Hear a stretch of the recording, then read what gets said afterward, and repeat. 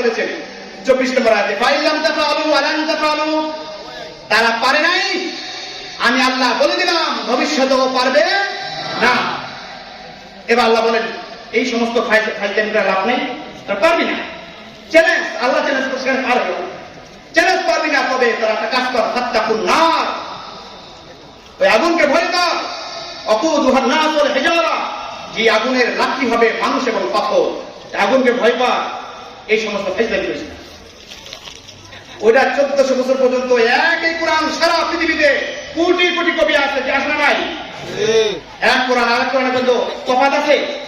কোনো তফাৎ নাই। আল্লাহ আপনার যদি আমাকে হাফেজ বানিয়েছেন, এই যে হাফেজ সাহেব বসা, হাফেজ সাহেব আছে এখানে, সবাই যদি তেলাওয়াত করে প্রত্যেকের তেলাওয়াত মিলে যাবে, কার তেলাওয়াতের বিন্দু মাত্র তফাৎ হবে না। সারা পৃথিবীতে 4 কোটির অধিক কোরআনে হাফেজ, সুবহানাল্লাহ বলেন। 4 কোটির উপরে কোরআনে হাফেজ। 4 কোটি হাফেজ যদি কোরআন তেলাওয়াত করে, একজনের কোরআন তেলাওয়াত আরেকজনের কোরআন তেলাওয়াতের সাথে সামান্য পার্থক্য হবে না, নুক্তার পার্থক্য হবে না। সুতরাং এই কোরআন যদি মানব রচিত কোরআন হইতো, তাহলে সেই আফ্রিকার জঙ্গলে কোরআন কে পৌঁছায় দিল, সোমালিয়া কোরআন কে পৌঁছায় দিল, সে মায়ানমারে কোরআন কে পৌঁছে দিল, ভারত, ইন্ডিয়া, আফগান, পাকিস্তান, হিন্দুস্তান, আরব আমিরাত, আমেরিকা, ব্রিটেন, কানাডা, সারা পৃথিবীর কোনায় কোনায় কোরআন আছে। কিন্তু সব কোরআন এক, মানব রচিত কোন কিতাব এত এক হতে পারে না, অসম্ভব। বোঝা গেল এই কোরআন লৌহে মাহফুজ থেকে আল্লাহ তাআলা পাঠানো, আল্লাহ তাআলা বাণীর মধ্যে মানুষের সামান্যতম বিন্দু মাত্র হাত নাই। কি বলেন? মুহতারাম হাজিরিন, কোরআনের একটা আয়াত অস্বীকার করলে সে কাফের হয়ে যায়। এটা হলো তামাম মুফাসসির, তামাম মুহাদ্দিস, তামাম উলামায়ে কেরাম একমত। কোরআনের একটা আয়াত যদি কেউ অস্বীকার করে, সে কি হয়ে যাবে? কাফের হয়ে যাবে। আর এই লালন শাহ পুরা কোরআনকে অস্বীকার করার পরে সে যদি মুসলমান থাকে, তাহলে শয়তানি কি দোষ করছে? শয়তানি কি দোষ করছে? সেটা একবার শুধু সেজদাকে অস্বীকার করেছে, সেজদা দিতে চায় নাই, আর এত পুরা কোরআনকে অস্বীকার করেছে। সুতরাং এই নির্দ্বিধায় আমি বলতে পারি, আমি কসম করে বলতে পারি, লালন একজন নাস্তিক ছিল। কি ছিল? নাস্তিক ছিল, কিছু না, সে নাস্তিক ছিল। সুতরাং আজকে যারা লালন না বুঝে যারা লালন লালন করেছে, তারা তওবা করেন। কিয়ামতের মাঠে লালনের সাথে উঠা পার পারেন না। আর যদি বইটা কি করেন, এটার পিছনে ধরেন, তাহলে ছেড়ে দেন। বইয়া যদি আপনি থাকেন, তাহলে আপনার ঈমান থাকবে না, ঈমান নামে সম্পদ থাকবে না। কারো মহব্বতে পড়ে আপনি ঈমান বিক্রি করতে পারেন না, ঈমান ছেড়ে দেন না। আর আমার এই দেশে আইসা সে দূর থেকে কোনো বয়াতি আর লালন দিদিকে এখানে আসবে, আর আইসা আমার সাধারণ মুসলমানদের ঈমান নষ্ট করবে, সেই সুযোগ আমরা এক বিন্দু শরীরে রক্ত থাকতে দিব না। কি বলেন? ইনশাআল্লাহ। এখানে এসে ঈমান নষ্ট করবে, লালন দিদি গায়ে গায়া, এই সুযোগ আমরা দিব না। আমাদের সঙ্গে কোরআন হাদিস আছে, কোরআন বসেন, আমরা বারবার চ্যালেঞ্জ করি, ওপেন চ্যালেঞ্জ, যে কোনো সময় আপনারা বসেন, আমরা বসতে রাজি। ওখানে আপনি আমাদের বদনাম করবেন, আমরা আপনার বদনাম করবেন, সমাধান হবে না। আপনারা বসেন, আমাদের দিকে ওপেন চ্যালেঞ্জ রইল কিয়ামত পর্যন্ত ইনশাআল্লাহ। মুহতারাম হাজিরিন, কেন বললাম এদের কথা? এদের অনুসরণ করে আমাদের ঈমানকে নষ্ট করে দিচ্ছে। আজকে এই মুরব্বীরা কালিমা, আমরা সবাই তো কালিমার সহিত মৃত্যুবরণ করতে চাই। কি বলেন? আমরা প্রত্যেকেই চাই, আল্লাহ সারা জিন্দেগিতে যা করছি না করছি, মৃত্যুর সময় কালিমার নসিব করো, কালিমার সাথে মৃত্যু দিও। কিন্তু এদের বক্তব্য কি? এদের বক্তব্য হলো কালিমা কুলিমা দরকার নাই, আমার দরকার ঢোলবাসী। কি বাসি? ঢোলবাসী। এইগুলা বাজাই আমাকে কবর দিয়ে দিও। তাদের বক্তব্য, তাদের গান। কি বলে তারা? আমার মরণ কালে ঢোলবাসী বাজাইও, নাউজুবিল্লাহ। কালিমা কালামো ভাই কোনো কিছুর দরকার নাই, কালিমা কালামো ভাই কোনো কিছুর দরকার নাই। আমার গাউস পাকের গুণ কীর্তন গাইও গো তরিকার ভাইও, আমার মরণ কালে ঢোলবাসী বাজাইও, আমার মরণ কালে ঢোলবাসী বাজাইও। আপনাকে এই গানটা একমত? আল্লাহ, মুরব্বীরা আমরা কত কান্দি আল্লাহর কাছে, আল্লাহ জীবনে গুনাহ আমরা সবাই করছি, মৃত্যুর সময় কালিমা নসিব করে না, অনন্তকাল জাহান্নামে যাবে, অনন্তকাল জাহান্নামে। এদেরকে জাহান্নামের কথা বললো, এরা কোন হুঁশ আসে না, এরা জাহান্নামকে ভয় করে না, আবার জান্নাত চায় না। কোন দিকে যাবে আমি বুঝলাম না, কোন দিকে যাবে, কি আমাদের কি দিতে চায়? এরা কি বলে? আমি চাই না বেহেশত, ভয় পাই না জাহান্নাম, আমি চাই না বেহেশত, ভয় পাই না জাহান্নাম, আমার কপালে লিখে দিও দয়াল নবীর নাম, আমার কপালে লিখে দিও দয়াল নবীর নাম। কপালে দয়াল নাম নবীর নাম লেখা দিলে কি আপনার জান্নাতে যাবো না? এইসব জান্নাত চাই না, জাহান্নামও ভয় পায় না। তুই কই যাবি তুই মরার পরে?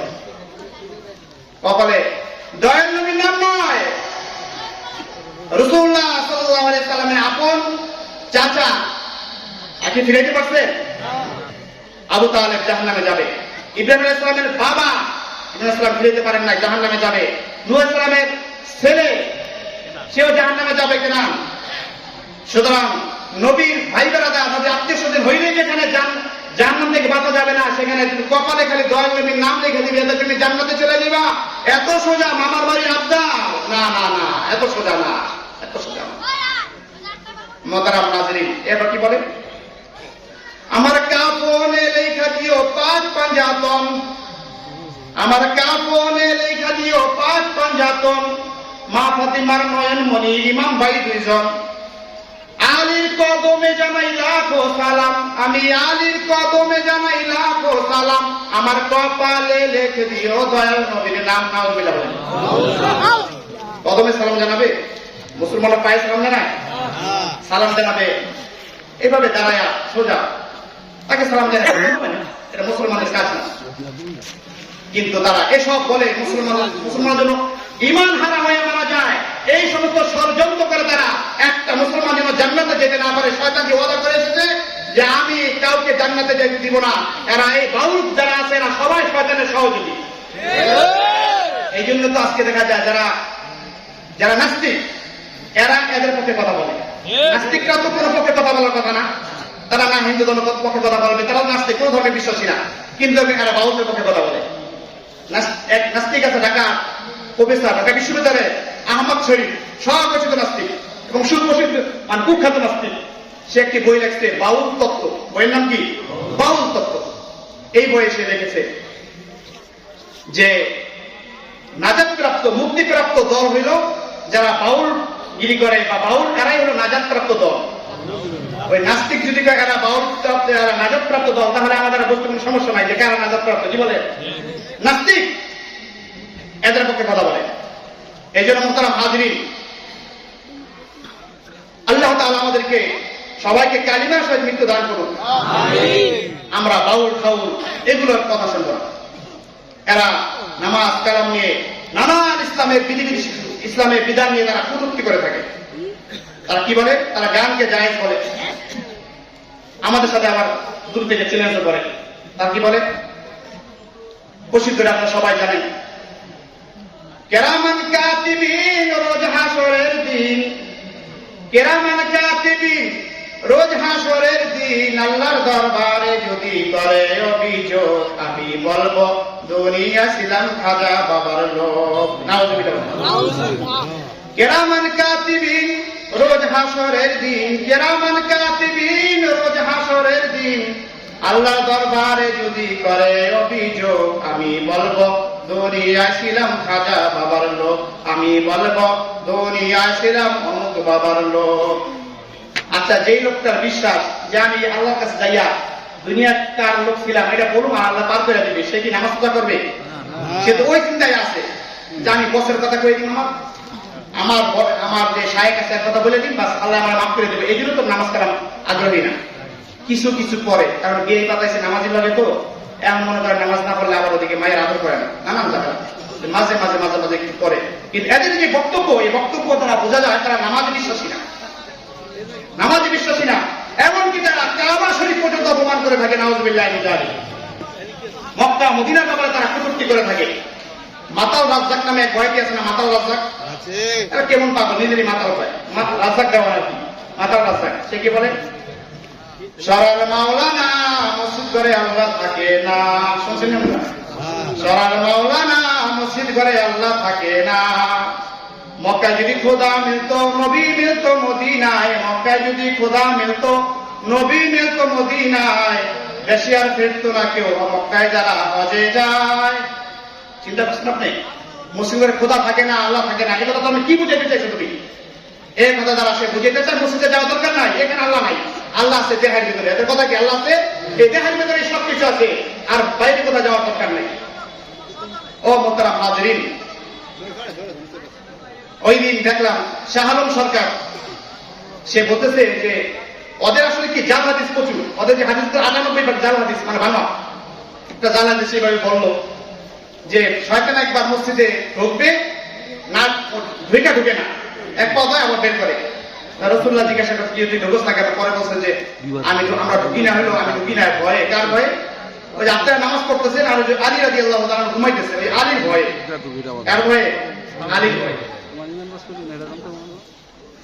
এরা নামাজি না, আমরা ওই আলীর দল। দেখবেন এই জন্য এরা যত বক্তব্য দিব সাহাবায়ে কেরাম সম্পর্কে, একজন সাহাবীর নাম নেবে শুধু, সে কে? ওই যে আলী রাদিয়াল্লাহু তাআলা। জীবনে আবু বকরের নাম শুনবেন না, ওমরের নাম তো শুনবেনই না, কারণ তো গরম, এ তো গরম। এর নাম বেঁচে যদি খায় কি আমাদের এমন থাপড় দিব বেটা, শয়তান তো ভয় পেতে পারে।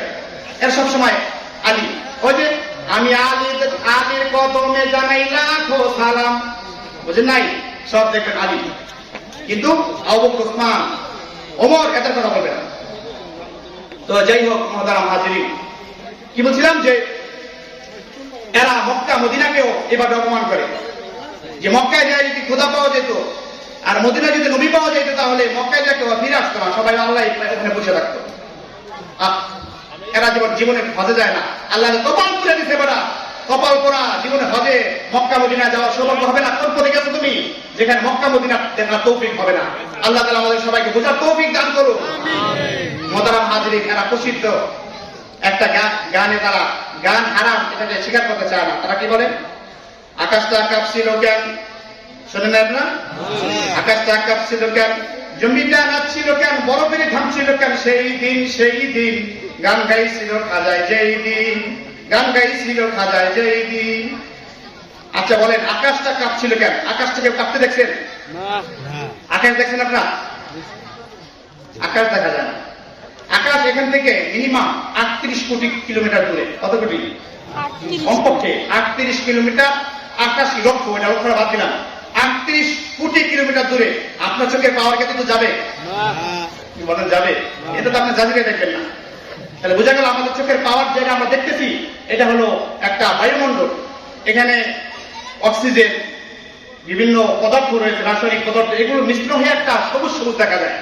আমরা আকাশ দেখি নাই। এবার খাজায় যে গান গাইছে এরপরে তো নবী আসলে আসছে, তাহলে এই কিভাবে এটা জানলাম আমরা যে আকাশটা ছিল আকাশটা কাঁপছিল? এটা আমরা কিভাবে বুঝলাম? ডাহা মিথ্যা কথা, ডাহা মিথ্যা কথা।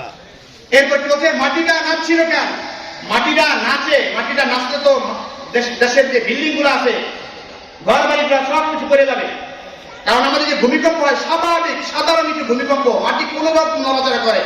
তার মানে যদি 9.00 যেটা এই পরিমাণ যদি ভূমিকম্প হয় তাহলে পৃথিবীর কোনো বাড়িঘর টিকে থাকবে না, সব করে যাবে। কিন্তু সেখানে মাটি পুরা জমিটা নাচা ফেলেছে, এরপরও কিছু হয় নাই, কোন ইতিহাস নাই, ভূমিকম্পের কোনো জায়গায় ঘর বাড়ি করে নাই, দেখা নিতে পারবে। এরপরে বরফের ঘাম ছিল কেন?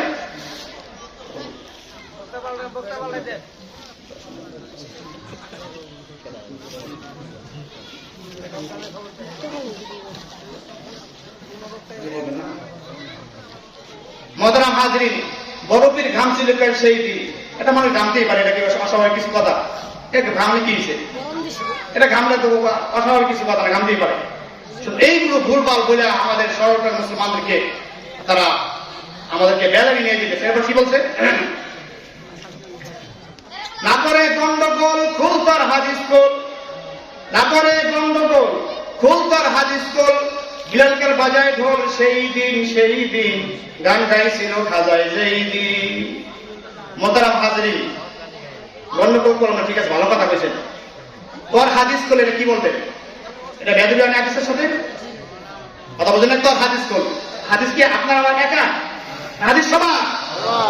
এই হাদিসের সারা বেয়াদবি করেছে। আমাকে যদি আপনি গালি দেন তাহলে আমি মেনে নিব, আমার বাবাকে যদি গালি দেন সেটাও আমি মেনে নিব, আমার মাথায় যদি বাড়ি দেন সেটাও আমি মেনে নিব। কিন্তু রাসূলুল্লাহ সাল্লাল্লাহু আলাইহি ওয়াসাল্লামের আবার হাদিসের ব্যাপারে যদি কেউ বেয়াদবি করে, আমাদের রক্ত থাকা সত্ত্বেও জানো আর তোকে ছাড়বো না, তোকে ছাড়বো না, তোকে ছাড়বো না। রাসূলের হাদিসের সাথে তোমার বেয়াদবি, তোর হাদিস খোল, হাদিস বেয়ামনি একটা হাদিস, রাসূলের হাদিসের সাথে বেয়াদবি করো, কোরআনের সাথে বেয়াদবি।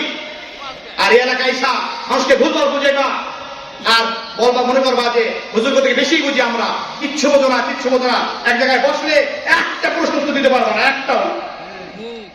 প্রথম হাজিরি, অনেক লোক এখানে আছেন যারা দীর্ঘদিন গান শুনছেন, ওখানে গেছেন, মনে করছেন আল্লাহ বিল্লাহ হয়, ওখানে শুরুতে কোরআন তেলাওয়াত হয়। শোনেন, কোরআন তেলাওয়াত হইলেই যদি সেটা যদি ভালো হয়ে যাইত, আল্লাহর নাম নিলেই যদি ভালো হয়ে যাইত, তাহলে মক্কার মুশরিকরা ঈমানদার হইতো। আল্লাহ তাআলা কোরআনে বলছেন, ওয়ালা ইনসালাতাহুম মান নাযালা মিনাস সামাই মান ফাহিয়া বিল আরদি বা'দা মাউতিহা। হে নবী, আপনি যদি এই কাফেরদেরকে জিজ্ঞাসা করেন, হে কাফেররা, আসমান থেকে বৃষ্টি বর্ষণ করে কে? জমিন থেকে ফসল দেয় কে? আল্লাহ বলেন লা ইয়াকুলুনাল্লাহ, কাফেররাও বলতো অবশ্যই অবশ্যই আল্লাহ তাআলা দেন। এখানে লা ইয়াকুলুনা ওলামায়ে কেরাম বুঝবেন, লামে তাকে নুনে তাকে সকিলে দিয়ে, অর্থাৎ খুব গুরুত্ব দিয়ে বলা হয়েছে আল্লাহই দেন আসমান থেকে বৃষ্টি, আল্লাহই সূর্য উঠান, আল্লাহই জমিনে ফসল দান করেন। মক্কার মুশরিকরা এটাও তারা স্বীকার করতো, কিন্তু ভেজাল করতো কি? তারা শিরক করতো যে আল্লাহ দেয়, অন্য দেয়। এই জন্য শুধু আল্লাহর নাম নিতেছে আমরা ওই পাগল হয়ে যাব না।